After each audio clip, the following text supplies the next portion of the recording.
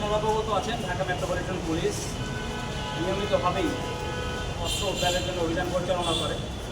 বিশেষ করে ছিনতাই প্রতিরোধে বিএনপির পক্ষ থেকে নিয়মিতভাবে অভিযান পরিচালনা করা হয় এবং আমরা লক্ষ্য করেছি যে এই যে ছিনতাই কাজে যে সকল অস্ত্র ব্যবহার করা হয় এই অস্ত্রগুলো মূলত আমাদের আশেপাশেই বিভিন্ন জায়গায় বিক্রি হয়। এরই প্রেক্ষিতে আমরা ইতিপূর্বে একাধিকবার বিভিন্ন জায়গায় অভিযান পরিচালনা করেছি। ইতিপূর্বে আমরা 64টি ধারালো বিভিন্ন রকম অস্ত্র উদ্ধার করেছিলাম এবং পরবর্তীতে ধারাবাহিকতায় আমরা গোয়েন্দা তথ্য সংগ্রহ করি এবং আমরা জানতে পারি যে বিভিন্ন জায়গায় যে অস্ত্রগুলো বিক্রি হচ্ছে তার বৃহৎ একটি অংশ বাইতুল মোকাররমের যে লিঙ্ক রোড এখানে বিক্রি করা হচ্ছে। এর প্রেক্ষিতে আমাদের যে স্পেশাল মেট্রোপলিটন ম্যাজিস্ট্রেট যিনি আছেন এবং আমাদের গতিশীল জোনের যে এডিসি আছে এদের সমন্বয়ে একটি টিম আজকে বিকেলে এবং সন্ধ্যায় অভিযান পরিচালনা করে।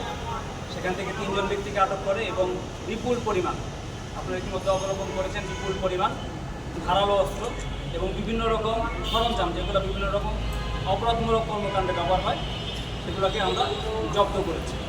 এগুলোর মধ্যে আপনারা দেখেছেন যে রয়েছে বেশ ভারী এবং বেশ ধারালো এবং বেশ বড় বড় চাপাতি, বেশ বড় ছোরা, বিভিন্ন রকম নাইফ, তারপর হচ্ছে খেলনা পিস্তল কিন্তু যেগুলো দেখে মনে হচ্ছে অবিকল পিস্তল, তারপর রয়েছে আপনার electric shock button, electric shock গান যেগুলো সেরকম রয়েছে, এছাড়া বিভিন্ন রকম বাটন রয়েছে, হ্যামার রয়েছে, এছাড়াও বিভিন্ন রকম অস্ত্র যেগুলো অলমোস্ট সবই এগুলো ব্যবহার হয় হচ্ছে বিভিন্ন রকম অপরাধমূলক কর্মকাণ্ডে এবং দুষ্কৃতিকারে এগুলো ব্যবহার করে থাকি।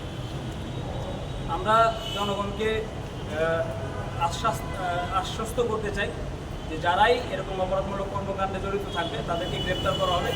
যারাই এই অপরাধীদের সহায়তার নিমিত্তে এরকম অস্ত্র বিক্রি করবে তাদেরকে গ্রেপ্তার করা হবে।